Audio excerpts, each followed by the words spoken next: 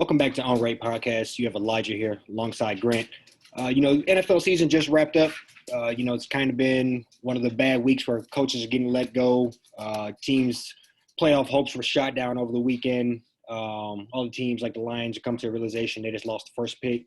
So, the season has kind of all come to a wrap here. And, I think we're going to kick off to an interesting firing.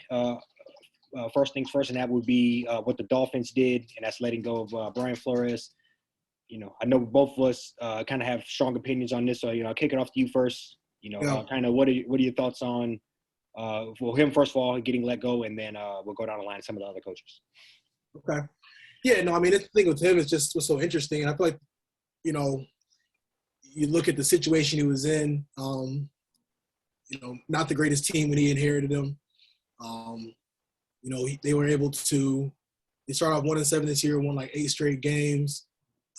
Ended up finishing like 10-6 last year. They didn't make the playoffs the last couple of years, which I know, that's a lot of like what, kind of like rests on coaches' shoulders is like playoff appearances and such.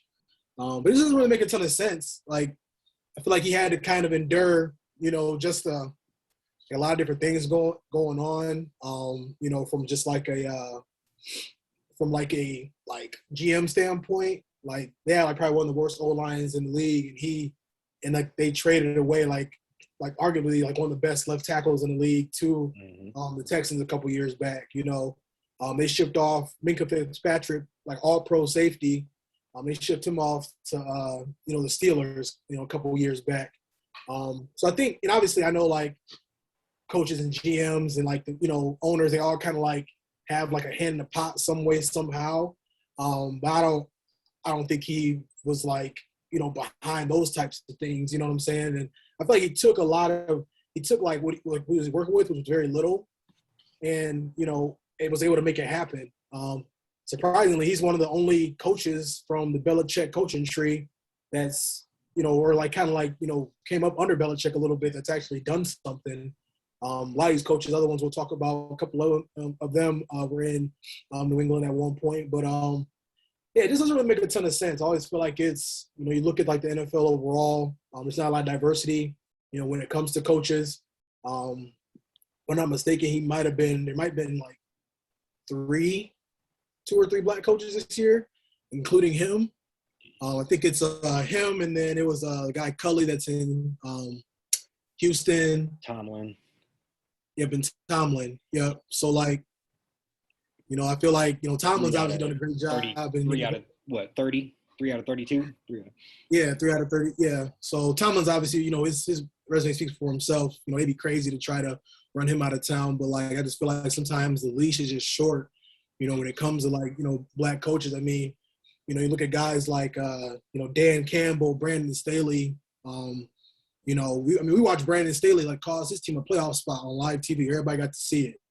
And he working with, he got the quarterback that the Dolphins probably should have drafted. He working with a lot more than what Brian Flores is working with. And he, he was still just, the Dolphins were on the cusp of making it, and the Chargers ended up taking themselves out of the playoffs. So, I don't know, it's just interesting. I mean, obviously if a coach is not producing and just like not doing what he needs to do, or just kind of, acting like Urban Meyer or Joe Judge, it makes sense, to kind of like let them go. But I just feel like sometimes, like, sometimes I feel like black coaches don't really get they kind of get the short end of the stick in a lot of different situations. Yeah, I completely agree. And I think I couldn't tell you what their record was the year before he got there, but going 10-6 and then finishing, what they finished with this year? 9.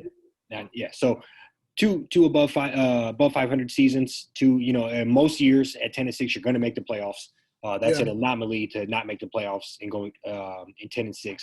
So that's bad luck. That's just the way the way the cards fell that year. But I'd say I would, if I was a part of that fan base, I would see the writing on the wall and see what he has put together. Kind of the securing the draft picks and, kind of just turning the team around and making them a formidable team, and finishing very strong this year, winning like 8 or 9 games in a row, or 8 or 9 games near the end of the year. So it's kind of, I would say just kind of early I would want at least one more year of that. If I was in their fan base or if I was a part of that organization, I would say, okay, let's see what at least one more year can do. And if it is true that the rumors that he wanted a different quarterback and he took Tua, and you would have to begin to look at, okay, well, what if he did have his guy here? Yep. What if Justin Herbert was running this team? Well, is that a couple more wins? Is that an 11-5 the year before possibly? Is that 11-6 this year or whatever? So I think it's just who, and then on top of that, who are you going to go out and get? I would say there's not a lot of, at least that I could think of, great young names out there, and he's probably going to land again another coaching job. I would imagine him. You keep bringing up Urban Meyer. You brought up Urban Meyer. Jacksonville, I could see him landing there. See what he could do with Trevor Lawrence, Chicago, and a lot of their good young picks and a lot of cap space. You would assume he would get hired first out of like the whole group of guys that just got fired, because I think he's the only one that had a winning record.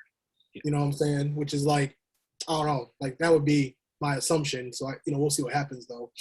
No, I would hope so too. And I think I would hope he would get hired. To be perfectly honest, I think a lot of times you see the young black coaches in NFL, whether they have a little bit of success and then they get fired or they fizzle out right away, they almost never pop back up, versus some of these other coaches who have 5, 6, 7 tenures at different places just spinning out and looking horrible. So, I would say hopefully, he can land back on his feet this season or this upcoming season. And, so he look at what he did and look at like a Joe Judge. And those are two different classes. One obviously deserves to be a head coach somewhere, and the other, might be best sticking with whatever positional, coaching position he had before. So, yeah. Like, it's crazy. You had, I get it. Starting off 1-7, definitely not ideal. They're the ones that gave the Jaguars their first win of the season. They lost a couple tight ones. Like I get it. But it's like, man, like the turnaround, like not too many coach, like an 8-game winning streak in the NFL. Like you'd be lucky to, rattle off, 2-3 wins in a row, just, depending on what division you in and what your schedule looks like. I mean, they played, the Ravens during that time. And they're already in the AFC East. They played a very, some solid teams in there during that streak. So I just think like, I was kind of frustrated to see, because you can see, like, and this will kind of shift to what we're going to start talking about now. You see coaches like, Joe Judge and, Urban Meyer. I'm trying, a couple other coaches that got, let go that, are really just mediocre, just do mediocre. Like, while the Dolphins are fighting for their playoff lives, you got Joe Judge lining his team up in a, QB sneak victory formation, it looked like a max punt protection, on their own, 10-yard line. And he's talking crazy and, interviews, called Washington, called their team a bunch of clowns, and they ended up losing to them 25-7, And oddly enough, but he was that mediocre. But when Monday hit, everybody else is gone, and I feel like the Giants legit got bullied into letting him go. Yeah. I feel like if people weren't just why is this dude still a coach? They might have just been all right, we'll just try it again next year. But they made the right decision, obviously, in letting him go. But it's it's crazy to kind of see that, because you got coaches like him, guy in Chicago, just mediocre, their team, and Nagy, they ain't been able to move the ball in years. You know what I'm saying? They have one of the worst offenses in the league. And, he got there, was able to, he inherited, got Khalil Mack and everything from Oakland, and was able to, had this great defense when he first got there. The defense carried them for a year or two, which made everything look like it was, right. Man, I'm drawing a blank on that quarterback's name, but it made it look like it was all on the QB. Trubisky, So, which obviously wasn't that good, but it made it an easy scapegoat. Right. And it's you got him. I'll let you go here in a second, but I really feel strongly about this topic. You got him. You got Zimmer. Zimmer got top 3 receiver, a top 10 receiver, a top 3 running back in the backfield. Kirk Cousins, solid. A lot of teams would rather have Kirk Cousins. right now than like who they have. Solid defense, and they're losing on Sunday Night Football to Cooper Cup or Cooper Rush, second string quarterback for the Cowboys. You know what I'm saying? Like they're losing to, they're blowing leads left and right. Like they're losing like that to Dallas, and then beating like a team they have no business beating. But it's like it's just that constant like mediocrity. Like Brian Flores, I can't name. They just got that receiver, Waddle from Bama. Yep. I can't name none of their other receivers. I can't name any of their running backs. I can name a couple defensive players. Like, I mean, that's like a real coach. I mean, he's working with nothing. You got these other coaches that have all this talent everywhere, and they can't even, they can't even make an offense sustain a drive like consistently. So that's just my 2 cents on it. No, I agree. I think there's clearly 2 levels of expectations, and I think a lot of times, whether it's the GM or the owner, whatever, they get their guy, and then they don't want to be wrong about it. And I think we get a lot of that buddy thing in the NFL going, and I think it costs a lot of people opportunity at coaching jobs, and vice versa. It's easier for them to shoot out some of these coaches when they want to bring in whoever that might be the next hot guy. So I agree. It's double standard, and it's frustrating. But I think Brian Flores will land on his feet. I would want to see him get a job, and the rest of the guys I can't see, at least this upcoming year, a head coaching job.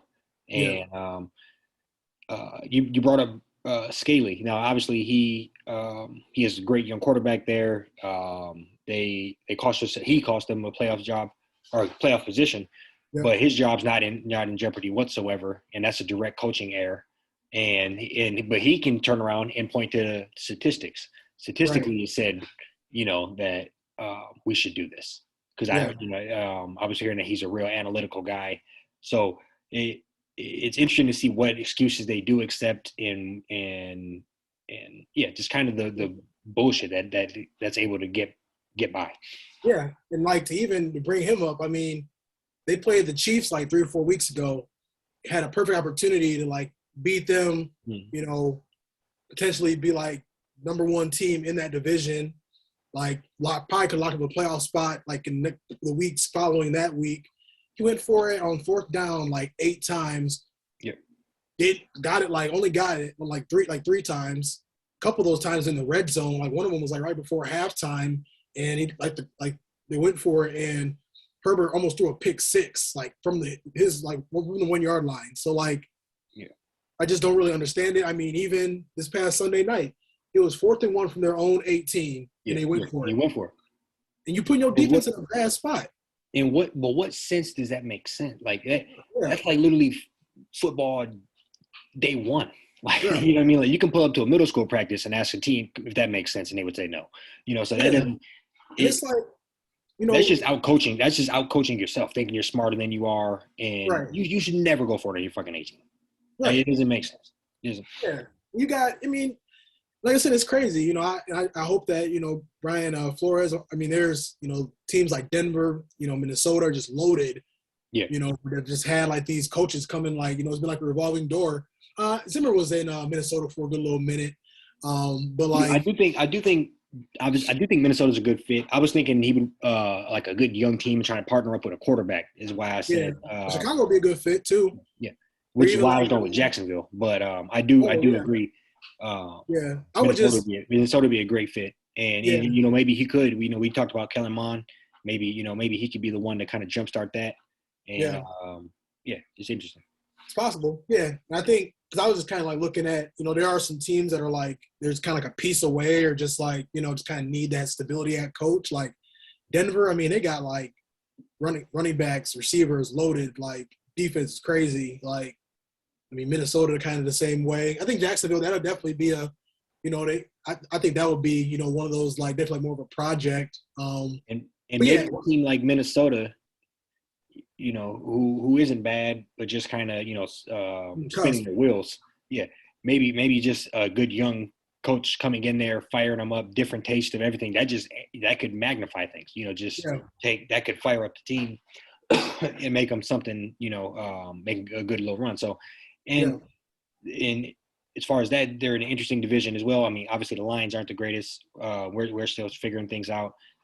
We bring up Chicago; they're kind of in the similar spot. Green Bay's top of the town, but Aaron Rodgers back. Yeah. So it's interesting. That's not a bad fit. I just hope and it's a shame. Just thinking about this, kind of off topic here, but it's a shame that what's that? Like 10% of all coaches are black, and when probably 70% of the league is. So that's kind of wild. 10%. Yeah, I mean, you even have that was like the Rooney Rule. I saw somebody making a joke about it on Twitter, where like, black guys talking to like an owner or something, like in an interview, and they're like, "Oh, I'm sorry, we just need more like experience, or like we're looking for this kind of guy." And somebody handed him like Rooney cream or Rooney rub, and he went and like put some on, and he came out of the bathroom white. And it was like, oh, yeah, like you're exactly what we're looking for, Yeah. I don't know. Like I said, I think, I feel like I'm, try to kind of be more outspoken about this, because there's literally a rule made that you have to interview a diverse candidate before you start your process of like looking at other people. And, and I do want to give props to, Bruce Arians. He's got like black men, like women, like, people from all walks of life, like on his coaching staff, and they won a Super Bowl. So I just think like, I think highly of him for doing, for doing that, because I mean, that's just proof that like, a lot of these coaches, whether they want to be a head coach or like a defensive, line coach, whatever the case may be, I mean, they're just qualified as the next guy. And it's weird just because like, you see, and this is kind of sort of off topic, but like, Dwayne Wade got his son, a job, with the team that he's running. Yeah. And everybody was up in arms about that, but nobody said nothing about Bill Belichick's son being like the defensive coordinator in New England looking all crazy. Right. So it's just like, it kind of sucks. You got this like, it's not what you know, it's who you know thing kind of going. Everybody supposed to take their guys and bring them here, bring them there. And I just know there's a lot of coaches out there that are just waiting for that shot and can be very successful if they get that opportunity. Yeah, no, I agree. And just to shake things up, I think once it's like you said, if and I don't think he's going to, but let's say Bill Belichick's kid had any talent, yeah, he probably would be a coach somewhere. That just shows how least amount of talent he has, that he's stuck as like the assistant special teams coach for your own dad. That just shows the cream does rise to the top. So I would say if he had any talent, he would be somewhere else. That just shows that how probably little amount of talent he does have, that he's forced to be in such a menial position on his own father's team. Yeah. So, it's a shame. And he is one of the greatest, Twitter pictures of 2021, with his, so. Looking wild, yeah. Like just, I guess kind of shift gears a little bit. We want, I think the dust kind of settling a little bit, but I think there's going to be more, obviously, to down the road that comes out with this story. But Antonio Brown, like, I was just crazy. Like I was watching Red Zone, NFL Red Zone, and just sitting there like chilling, and they're like they cut to like the Jets and the Bucks game, and I just look at this dude's running on the field with no shirt on, and like obviously you go to Twitter, you know what I'm saying, and try to kind of like piece things together, kind of understand what's going on. There's Antonio Brown's side, he's basically saying like, okay, like I get it, I have all this baggage, I'm hearing that they were most likely going to cut him after he had like the fake vaccine card. But then the week before he came back, they, Mike Evans got hurt, Chris Godwin got hurt, like they lost a Leonard Fournette. So they're like, okay, like, hold off a little bit. So his angle is like, all right, like, you guys only wanted to keep me here because you needed me. They're also saying he tried to like get his money guaranteed because he felt like he might not hit his incentives, before the season ended.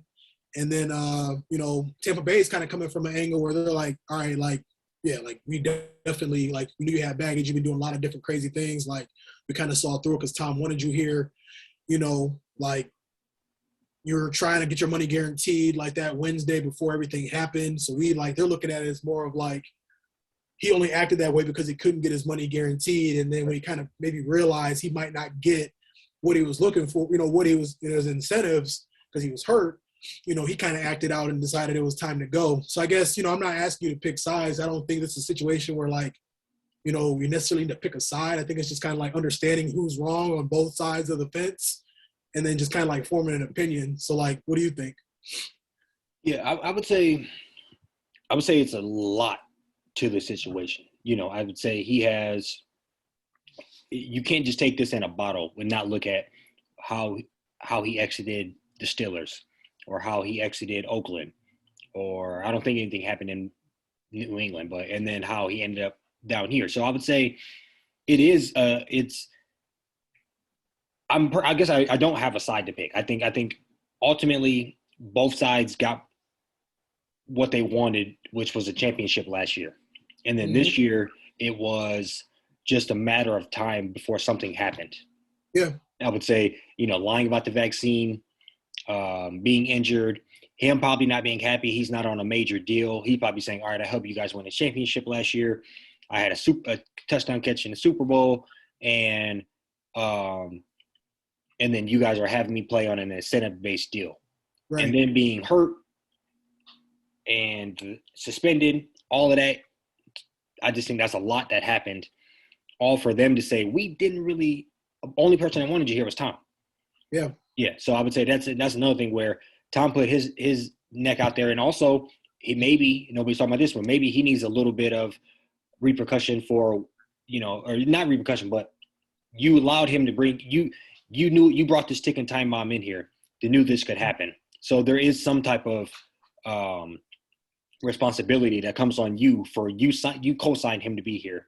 Nobody else wanted it. So I would say there's some of that as well. That's the issue that if he was the coach's guy and not Tom's guy, it would we would be in a different spot. Maybe that contract would have got guaranteed. Maybe he would have got a few more balls earlier in the year. So I would say ultimately you where he most went wrong, in my opinion, is how he exited the field. That's where it most went wrong. If he just same deal, walked off the field but didn't throw the jersey or took the shirt off or jumping jacks, and then we're all looking at him in an entirely different light, and without all the antics on the back end.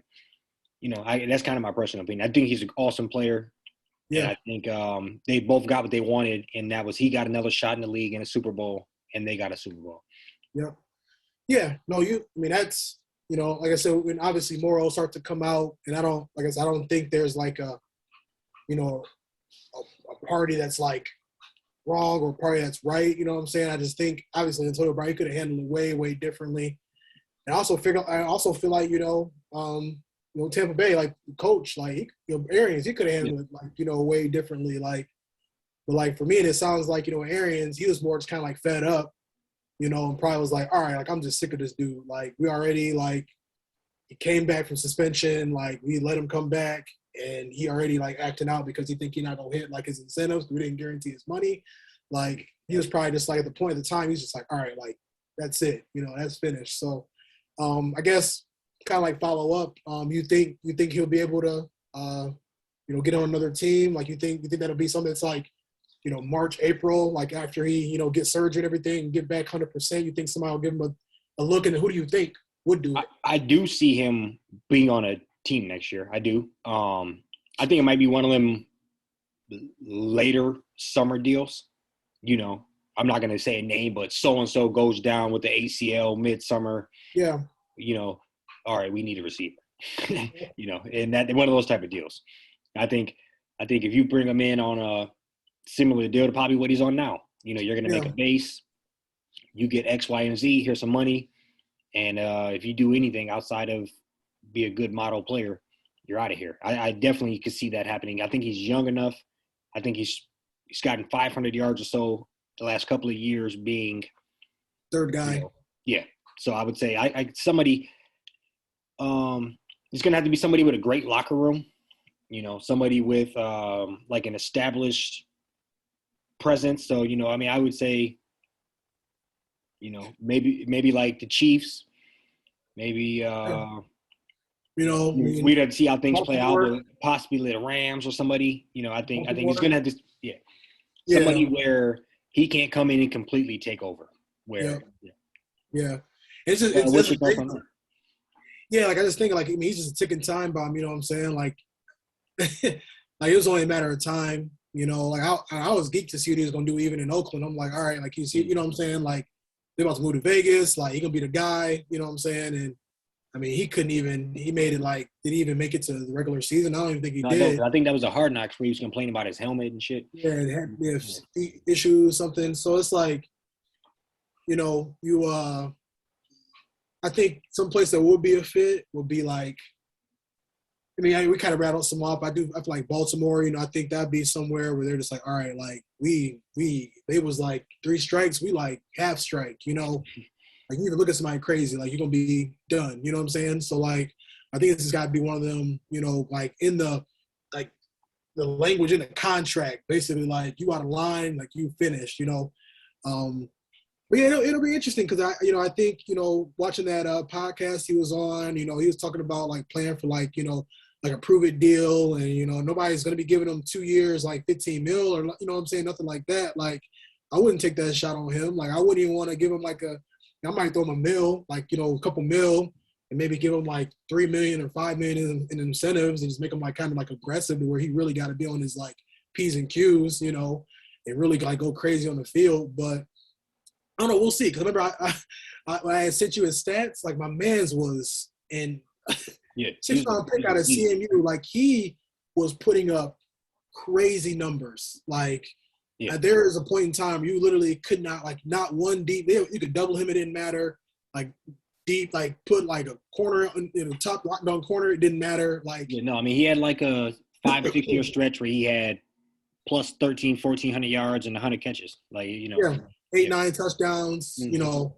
So yeah, no, I think it's, you know, it'll be interesting. I agree. I do think he's going to definitely land somewhere else. And, you know, at the end of the day, you know, I just feel like, you know, I can't sit here and be like, I just want everybody to succeed some way, somehow. So I hope he do kind of get a shot to redeem himself because he's a Hall of Famer for sure.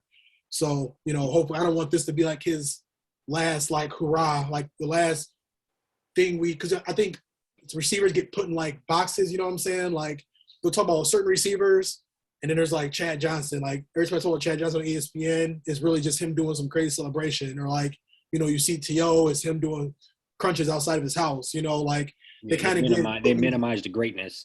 Yeah, they get put in these boxes. You wouldn't really know, like, because somebody made a good point. I was watching a podcast earlier, like with T.O., like, I mean, he was kind of coming up and we was kind of like just started to watch football, you know, like really get into it. He was like a dog in like San Fran and like, but like you just never really. I don't obviously remember those days, but just from being a kid, T.O. is one of my favorite receivers of all time. Yeah. Like he's top, like he's probably, I mean, Calvin Johnson, but probably my top 3, like, you know, as him. So I think he was a beast. He was a big receiver. I always loved that. Yeah. So right. And I think, like, for me, like, I mean, I remember him in San Fran, you know what I'm saying? Just like, you know, stuff, you know, how well he played there. But like, you know, when he got to like Philly, you know what I'm saying? That was really when I was like, man, like, you know, like, and they don't, but that doesn't really get talked about. It's always just kind of like days. He was a dog. Yeah. And I think he had 1,000 yards with like the Bills. And like I believe it, yeah. I mean, he was in Cincy with Chad at one point. Like, I mean, he's still trying to get a crack at it. You know, they definitely put them guys in boxes, and I think somebody like him is so easy to point to all the bad stuff, to demonize them, and just minimize those 100-yard years or 100-yard reception years, and you know, I think at the end of the day he's going to be, oh, that's the guy that you know, he was the third receiver with Tom that when he won his last Super Bowl or whatever. You know, it's like and I think and like, hate to say it, but like, Chad Johnson and T.O., neither of them are in the Hall of Fame yet. So like, you know, I know Chad Johnson, they just screwing him, but that's a different podcast. Or not T.O., I mean, they just screwing him. That's a different podcast. But no, I agree, and you know, he's literally top 3 in like everything. Yeah. But I'm pretty sure, you know, Antonio, like, they still gonna be waiting their turn. Antonio Brown, like, once it's all said and done, you know, it's gonna be long conversations that, you know, they do need to be had. I get it, but the guy is a Hall of Famer, so I just kind of sucked seeing them guys that were playing at that high level, just getting like the short end of the stick because they didn't like celebrating back then. Yeah, so yeah, I agree. And what do you say to? You think? I don't know. Do you think there's any? It's largely on him. I'd say, is there any cadence on Tom bringing him in and co-signing for him? Something like basically overriding the coach. Because trying to bring him back. Yeah. No. I think that's one of them things where it's like, Arians is like, all right, like, you Tom Brady, like, okay, we're gonna give him a stat. We're gonna give him a shot. Definitely gonna give him a shot. Because I do like if Chris Godwin and Mike Evans and Fournette did not go down all in the same game like they did, I'm pretty sure they would have cut them just off of like with the fake vaccine card. But like I said, that's also kind of messed up. They just realized they needed them. They wanted to hold on to them. But I do, but if the guys wouldn't get hurt, they probably wouldn't even, brought them back. I would kind of, and I'm not just trying to blame it on Tom. I just think it's interesting that he probably wouldn't have been on that team at all. They didn't want him at the same time. So, that potentially helped them get a Super Bowl last year, but it, it's tough sledding this year. Yeah, it very well could have cost them a Super Bowl this year because they could have went out and got OBJ. They could have went out and got, So I would say they had a lot betting on him. Mm-hmm. And so I would say, he's gonna be the number one guy. Yeah, I mean Mike Evans is getting to it. Yeah. If they did cut him around that vaccine card time, they would have seen OBJ sitting there and said that's not a bad pickup for mid-December. Mm-hmm. And so it's just interesting. And I think he'll land somewhere, and hopefully he can prove himself to go on the ball. And, because I don't know. This rap thing ain't gonna work.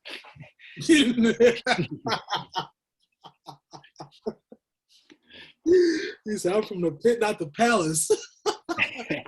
Whatever that means. But yeah, good little segue. We could kind of chat about, it's Super Wild Card Weekend.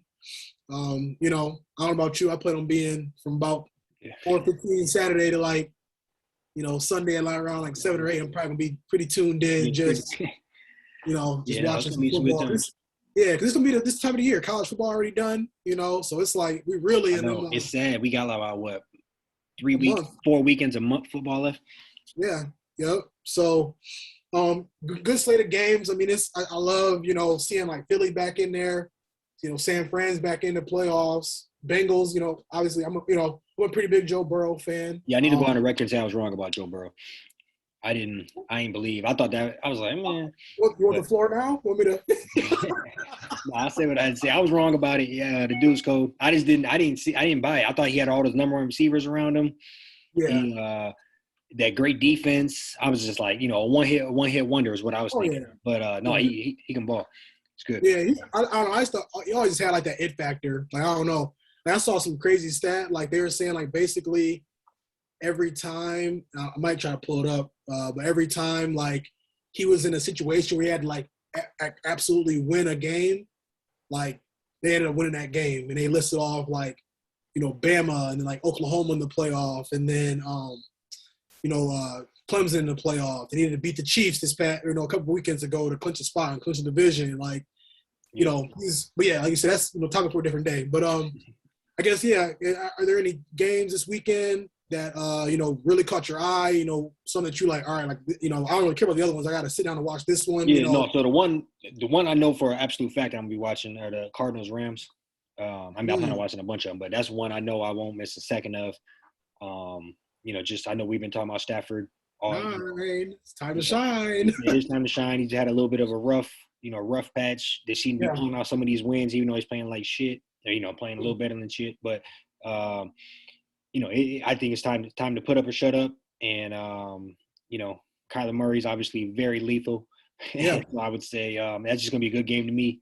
And I want to hopefully Stafford can pull it out, get that first playoff dub under his belt.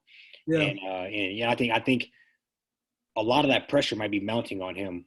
He was balling out early in the year.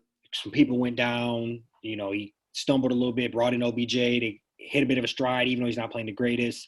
And I think maybe just whether he plays fantastic or they just come out and win and he plays okay, I think if he just gets that dub, that's going to be such a pressure release for him that he'll probably catch his stride. I imagine if he gets that monkey off his back, and so that's one game I'm really looking forward to. I'm hoping Stafford can put one together. Yeah.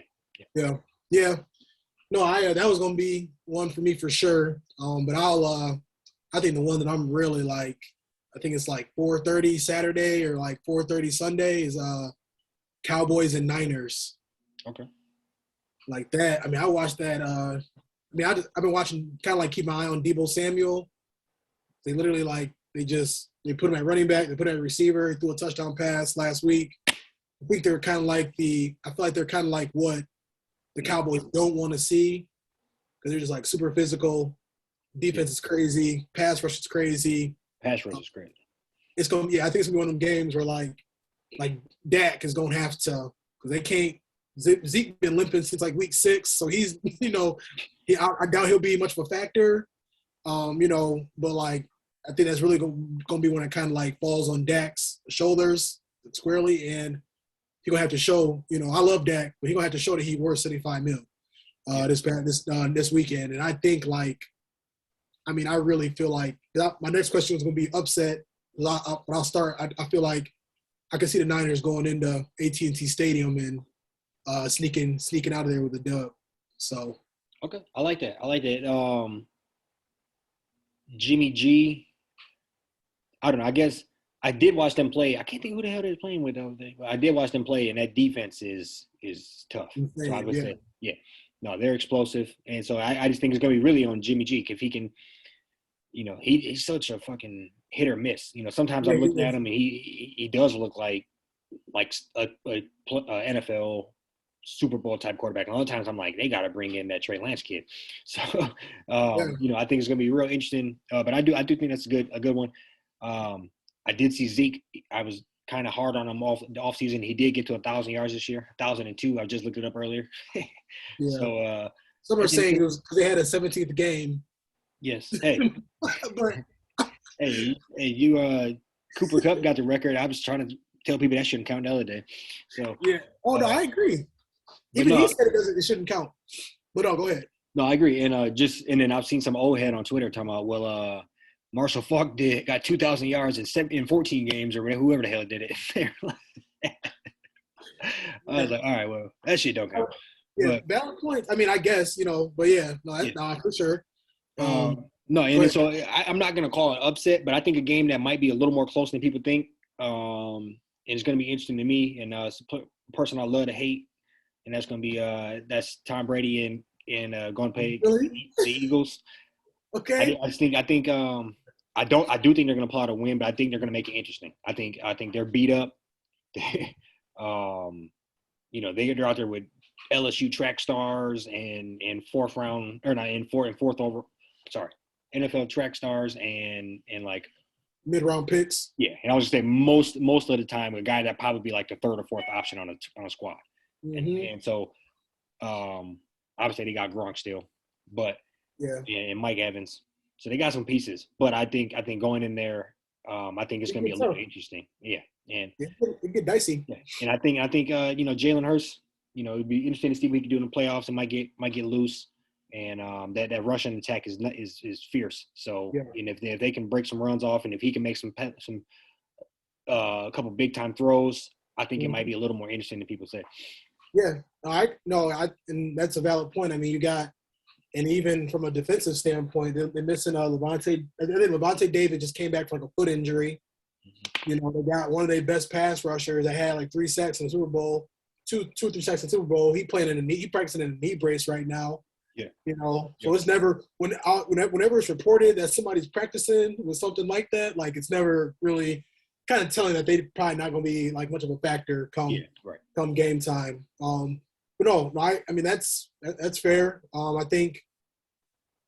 I think only with that is like you got like a 22-year vet been in the playoffs, like that's like probably like his 19th time in the playoffs against Jalen Hurts. That's like Jalen Hurts is a different animal, but like I think that's what it'll be interesting to see how that kind of unfolds too. And I think it might be one of them games that like I said I'm not calling an upset necessarily. I think it's going to be an interesting game, probably a little more close than it should be. And it might be one of them games that ultimately it helps the Bucks get back on track. You know, hey, let's wake up here. We almost lost to these motherfuckers. And you know, that might be something that they could use to catapult themselves into a little for later in the playoffs either way. But I just think that's with that running attack and them being a little beat up and unsure on offense, I think it's could be a bit of a perfect storm. Right. Yeah. Right. But I think we got the way the playoffs are worked out anyway. I think it's interesting. I am not, Big Ben's last game probably. That's going to be interesting. He has been. I'm never going to say he's one of my favorite quarterbacks, but a guy that I definitely just a staple in the league since the entire time I've been watching. So it's kind of interesting to see, somebody like that. Yeah, that's gonna be one of them things. I saw they're trying to appeal T.J. Watt's sack record. So I was actually kind of thinking about them too, because it's like that kind of reminded me. I'm like, that could be a scenario where J.J. Watt or T.J. Watt. I mean, he caught that edge because the Chiefs, they got both their tackles. I think they're pretty banged up, or they got like backups in. Same scenario as last year. Yep. Pretty much. So, I mean, when it comes to like defense and like them type of players, all it takes is like 1 or 2 sacks, ball come out on one of them, turnover, just come out, act, not taking it, super seriously. You know what I'm saying? So I think that one would be good. Hopefully it'll be a good game. And then one other one I'm really, really looking forward to is Bengals and the Raiders. And I think that could be one of those where like the Bengals was 10-7, won their division. Raiders was 10-7 and just had to win their last game to get into the playoffs. So it's like, you got Joey Burrow, they all in the locker room, dancing, smoking cigars and everything, celebrating. And then you got one team that's like, well, we're not supposed to really be here. So, what's up? So I just think, the Bengals could easily, you see it. There's always that one team in the first round that kind of come out flat. Just, what I'm saying? Just like, all it takes in the playoffs, like the margin of error is it's already small in the NFL, but it's like, it's, like it's tight, real tight. Like the playoffs. Once you get in the NFL playoffs, it's unlike almost any other sport where the playoff teams are all good. Weather's shitty. Yeah. Everybody's hurt. Yep. Everybody's hurt. It's just a war of attrition. It's who can just make a play. Anything can really happen. You like the Giants. Them they were going like 9-7 and winning the Super Bowl. They were just getting hot. That defense hit. So I would say that type of thing can happen, and so you never know. And like San Fran kind of remind me of like a team like that. Like they was kind of in shambles, start the year off. They got healthy, and now they coming in like. I know Dallas got to be a little shook. You calling Jimmy Garoppolo Eli, the new Eli? No. I think he could be. He's kind of like in like a spot like a Trent Dilfer right now. Just kind of like riding. He's doing all the right things. He's Rex Grossman. Yeah, just don't turn the ball over. You know what I mean? Just like throw to Deebo Samuel, like literally him and George Kittle, like that. And just kind of like let them do everything else, because that'll be like their downfall if he get back there, throw a couple picks, fumble, something like that. But yeah, that's kind of like. I think that's interesting. I think that's an interesting call. You're making me kind of want to watch the game a little bit. I wonder. Early in the year, they were bringing out Trey Lance and doing packages. I wonder if that's something they would interest for the playoffs, or they're just going to keep him on the bench. I think that's. I don't know. I don't think. I think they already said like they get rid of Jimmy. So I think like they're gonna be like. If they kind of stopped doing that a while back. So I think it's like now it's just Jimmy's show until it's over. Yeah. You bring in Trey Lance and I agree, but if you ever gonna do that, now's the time to bring out that little package for the playoff. They ain't seen it in 14 weeks. They ain't seen it. Yeah. At least they do got tape on him because he started against the Texans when Jimmy G tore up his thumb or something. He had like 20 yards, couple TDs. Like he played pretty well. But yeah, no, I'm ready for him too though, because I think they already said he's gonna be the guy next year. And I just saw like it was kind of funny. I saw him on the sideline standing right next to the coach, just like reading his QB thing, just kind of like trying to like learn to play. Yeah, just they're getting them tuned up. He's gonna get a good little off season, and he'll be ready to rock and roll next year. But yeah, all in all, it's gonna be good football all around this weekend. Good football weekend. Georgia just, top it off. Good football weekend here. Georgia just finished the college football year. Yeah. A couple weeks away from the Super Bowl, and then we're going to transition into basketball. We've been basketball's been on the back burner here. Yeah. But, just taking full advantage. We're soaking it all in football season. I agree. No, I'm excited. I'm willing to ready to see what the football weekends has for us here. A lot of good teams, really. I don't think there's a clear cut, especially since some of these injuries some of the teams have. I don't think there's a decisive. This is definitely a lot of question marks. Oh yeah, absolutely. One more little nugget too that I just thought of. So the Rams, their best safety just got a concussion. He's obviously gonna play this weekend. They brought back this guy named Eric Weddle that hasn't played since 2018. He's a Pro Bowler when he played. Last time he played, he went to Super Bowl. They're number one defense in the league. But he ain't played in 3 years. He might be starting Monday night. So that's just something to, kind of keep in mind too. And also because I obviously want 9 to pull it out, and the Cardinals thumped the Rams in LA, and then the Rams thumped the Cardinals in Arizona. Now they got to go back to LA, and this is one of them things where it's these are the matchups you really, really like because it's their division rivals. So it's going to be they put that on a Monday night for a reason. Right. So. Yeah, no, definitely. I personally think the best game. Temperature's going to be high during that one, and I just kind of I'm just hoping Stafford can pull that shit out and just fucking get one. You know what I'm saying? One, and we'll figure it out next week. Just get the get one. If you win one, Lions win one too. So yeah, that's an honorary victory. Absolutely, 100%. Yeah. That being said, got anything else for the people? No, sir. Thanks for tuning in. Yeah. Till next time. Sir.